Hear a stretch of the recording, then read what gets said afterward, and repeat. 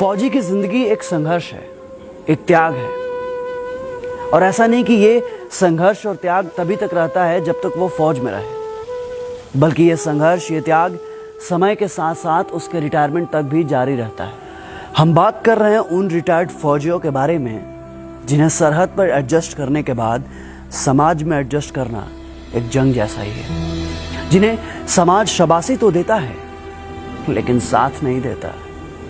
एक ऐसी अनसुनी आवाज जो दशकों के बाद दब के रह जाती है गांव के किसी कोने में और सिमट के रह जाती है वोटर लिस्ट के पन्नों में। जब 18 से 19 साल का फौजी फौज ज्वाइन करता है ना, तो वो बिछड़ जाता है अपने समाज से, अपनी मिट्टी से, अपने गांव से, अपने आंगन से। और गांव भले अपने फौजी को भूल जाए, लेकिन एक फौजी अपने गांव को कभी नहीं भूलता। साल के हर 30 त्योहार याद दिलाते हैं कि फौजियों के भी होली और दिवाली आता है, लेकिन वो समय के साथ सब छोड़ देता है। होली, दशहरा, दिवाली, वो छोड़ देता है अपना समाज, अपनी जवानी, अपना बचपन, अपने सपने, और उन्हीं सपनों और अपनों के बीच छोड़ देता है एक आम जीवन, क्योंकि उनके रगों में खून नहीं देशभक्ति दौड़ती है। लेकिन वही 40 साल का फौजी जब रिटायर होकर वापस घर आता है तो वो दुनिया से कट चुका होता है। वो सोशली कट ऑफ हो जाता है समाज से। वो समझ ही नहीं पाता सर्विस और रिटायर के बीच के गैप को। वो पाटने की कोशिश करता है इस खाई को। वो जोड़ना चाहता है दिल और दिमाग को। वो फिर से पुराने लम्हों को जीना चाहता है। वो सींचना चाहता है अपने खून और पसीने से अपनी मिट्टी और खेत को। लेकिन ये समाज, ये दुनिया उसके जज्बातों का मजाक बनाती है। उसके भावनाओं को पागलपन करार दिया जाता है। लेकिन एक फौजी फौजी होता है। उसको खुद पे भरोसा होता है। उसे पता होता है कि वो जो कर रहा है सही है।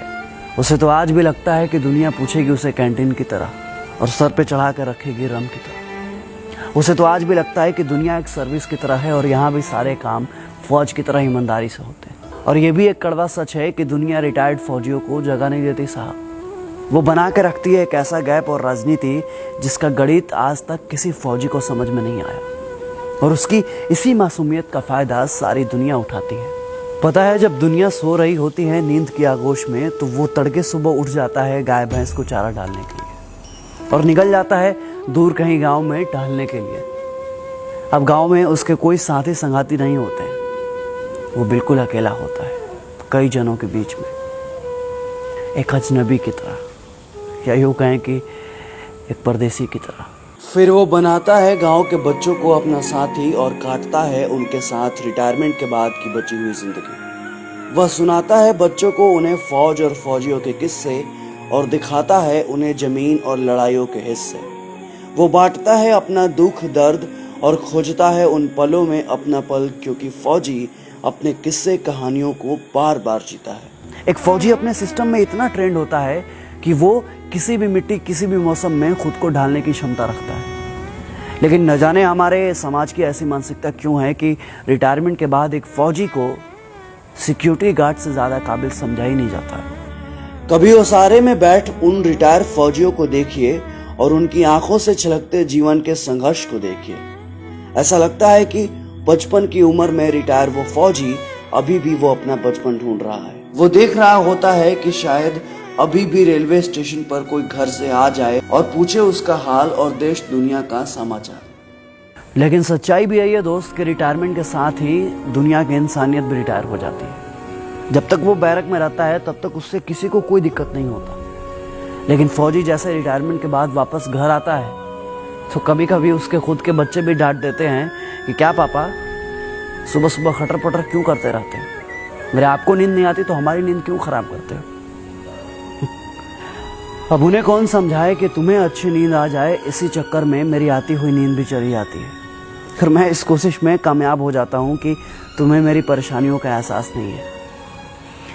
आवाज कड़क हो इसका मतलब ये नहीं है कि दिल मोम का नहीं हो।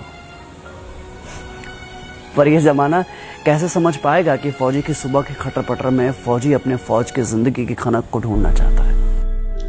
एक फौजी के नौकरी के शुरुआती समय लड़खड़ाते घर को संभालने में ही चला जाता है और बाकी रिटायरमेंट के बाद की जिंदगी के उतार चढ़ाव से निपटने के लिए उसे आधा मिलने वाले पेंशन के आधे में ही अपना जीवन सरवाइव करना पड़ता है। बाहुबलियों के जोर जबरदस्ती और कोर्ट कचहरी के चक्कर लगाते उन फौजियों की कहानियां ये चीख चीख कर कहती है ये सादगी और ईमानदारी के नाम पर फौजियों के साथ कितना छल हुआ है। अनुशासन में स्थिर रहने वाले फौजी जब घर आते हैं तो वो शायद ये भूल जाते हैं कि जमाने की रफ्तार में लोगों की टेंडेंसी में कितना बदलाव आ गया है, और इसलिए परेड में लेफ्ट राइट करने वाले फौजी भाई लोग किसी भी गलत चीज के साथ लेफ्ट राइट नहीं कर पाते, और शायद इसलिए समाज उन्हें पागल कहता है।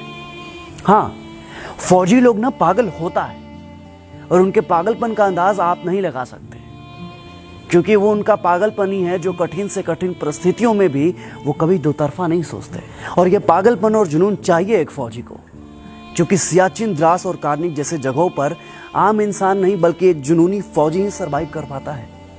लोग कहते हैं कि फौजियों का दिमाग घुटने में होता है। हाँ, आप सही सुन रहे हैं, फौजियों का दिमाग ना घुटने में ही होता है, क्योंकि तभी तो फौजी दुश्मनों के सामने घुटने नहीं टेकते।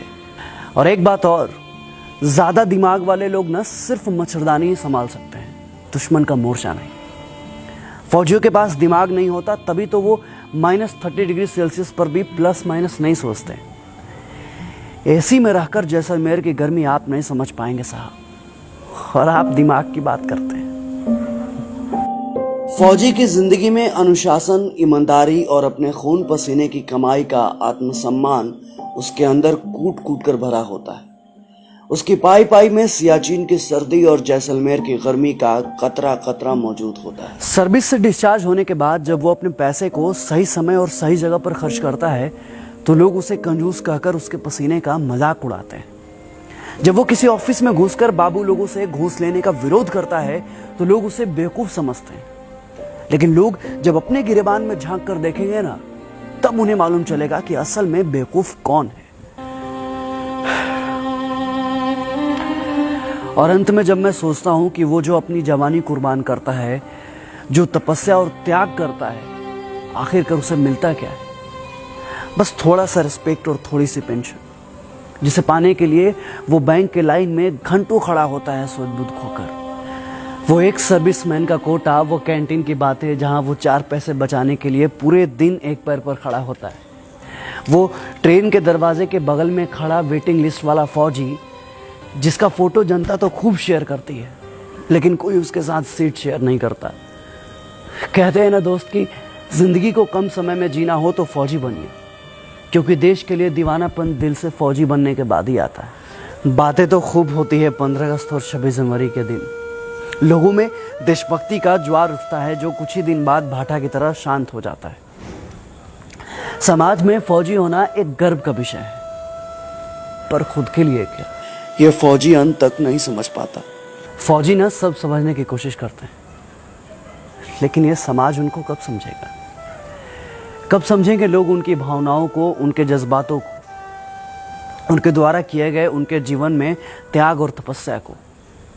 कब समझेंगे उनकी मेहनत को, उनकी ईमानदारी को? क्या उसकी कारगिल और कुपवाड़ा की कहानियां सिर्फ कहानियां बनकर रह जाएंगी?